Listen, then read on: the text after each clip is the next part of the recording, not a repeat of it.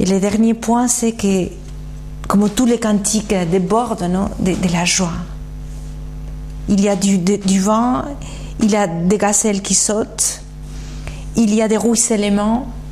Il est imagé en beaucoup d'images qui expriment justement toute cette fête. Non? Pourquoi? Parce que l'expérience de la miséricorde d'une seule personne humaine, une seule personne, ça veut dire un de nous, aujourd'hui peut remplir complètement de joie le cœur de Dieu. Il y a plus de joie dans le ciel à cause d'un pécheur qui s'est converti que 99 justes qui n'ont pas besoin de conversion. Cette situation dont on essaye de parler depuis le début de cette méditation, cette situation concrète du coronavirus, mais que bientôt, peut-être dans 100 ans, et si quelqu'un écoute ces prédications plus tard, et il y aura d'autres situations, peut-être on aurait déjà surmonté, on l'espère bien, le coronavirus, mais on aura d'autres problèmes. Et toutes ces situations-là, ils ont un sens. Dieu veut nous dire quelque chose. Il permet, et en permettant, il accompagne, il ne nous abandonne pas, et il rend possible que toute expérience de souffrance puisse devenir un lieu de fécondité, d'amour et de dons. C'est la joie de Dieu. À Luc 15, 22, 23, on le voit. Dieu cherche, Jésus cherche la brebis perdue. Il nous dit cet exemple, le bon berger, dont il est aussi très présent dans les cantiques des cantiques. Où toi, mon époux, tu es en train de paître ton troupeau. Comme on n'est pas pensé à Ézéchiel 34, et il y a tous ces textes dans l'Écriture qui vont parler de Dieu comme un berger. Il n'existe de comparaison entre les pardons de Dieu qui débordent en se penchant sur notre misère et notre péché, notre rébellion. Parce qu'il s'agit bien de rébellion quand on parle du péché. Il n'existe pas de comparaison entre cette trahison et le pardon de Dieu qui déborde en se penchant sur notre misère, répandant son amour sur elle. C'est un don inimaginable. Dieu ne nous laisse pas humilier. Il nous restitue dans notre dignité d'enfant de Dieu. C'est pour cela qu'il nous voit que tu es belle, que tu es charmante, ô amour, ô délice.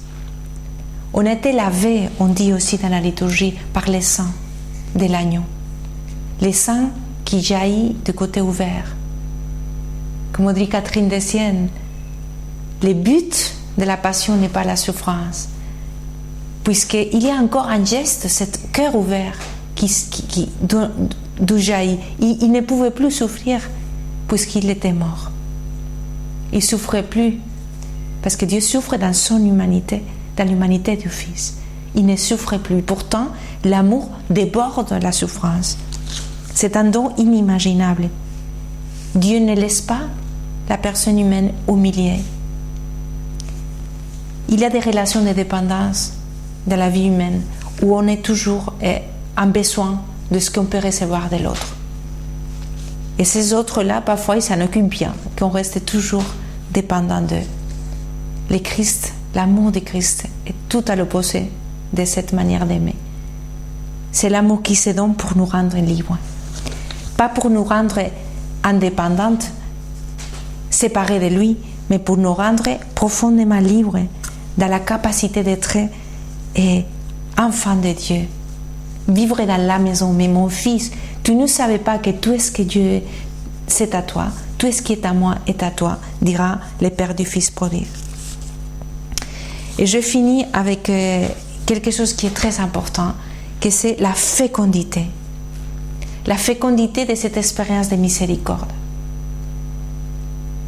Quand une personne se laisse aimer, pardonner, guérir, transformer par Dieu de cette manière-là, devient heureuse. Donc il y a cette réalité de je suis à mon bien-aimé. Je suis à mon bien-aimé. Je appartiens à lui. Vous vous souvenez dans ma première méditation que je parlais du logos, du sens, dans la signification de l'ordre. Donc, il y a beaucoup de choses dans ma vie. Toutes sont importantes et bonnes. Les choses que j'ai, les amis, les relations que j'établis, ma propre réalisation, mes capacités d'agir, de faire des choses, de réaliser des projets. Tout ça, c'est très bon. Mais il y a un ordre qui couronne tout ça, c'est Dieu. Dieu est celui qui peut couronner et donner justement une articulation qui soit féconde. Le premier fruit, c'est que j'aurai un cœur rempli de joie, un cœur plein de gratitude et qui pourra proclamer la miséricorde de Dieu et se dire comme Thérèse d'Avila, dites-moi Seigneur, qu'est-ce que tu veux faire de moi? Que voulez-vous faire de moi? Je suis vôtre, je suis à mon bien-aimé, dit l'épouse, comme Thérèse, je suis vôtre, puisque vous m'avez créé, vôtre, puisque vous m'avez racheté, vôtre, puisque vous m'avez supporté, vôtre, puisque vous m'avez appelé, vôtre, puisque vous m'avez attendu, vôtre, puisque je ne me suis pas perdu. Ici, il ne nous dit pas qu'est-ce que l'époux a vécu dans cette attente, dans supporter, racheter, attendre. C'est aussi peut-être une invitation à regarder de l'autre côté. Mais du côté de l'épouse, il y a cette joie de se reconnaître sauvé. Comment te payerai-je tout l'amour que tu m'as fait? Isaïe 5, dans les champs de la vigne. Comment te payerai-je tout l'amour, tous les biens que tu m'as fait? Parce que, comme dit l'évangile de Luc, dans le chapitre 7, verset 36-50, celui à qui on remet peu montre peu d'amour. Tes péchés te sont remis. La mission, allez donc et annoncez et faites des disciples, n'est toujours dans cette expérience de miséricorde. Nous sommes des pécheurs sauvés, nous sommes des personnes rachetées.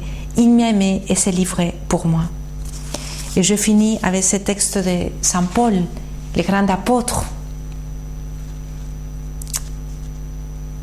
qui a annoncé la miséricorde et l'amour de Dieu partout. Je rends grâce à celui qui m'a donné la force, le Christ Jésus, notre Seigneur, qui m'a jugé assez fidèle pour m'appeler à son service. Moi, naguère un blasphémateur, un persécuteur, un insulteur. Mais il m'a été fait miséricorde parce que je agissais par ignorance, étranger à la foi. Et la grâce de notre Seigneur a surabondé avec la foi et la charité qui est dans le Christ Jésus. Elle est sûre, cette parole, et digne d'une entière créance. Le Christ Jésus est venu dans le monde pour sauver les pécheurs, dont je suis le premier.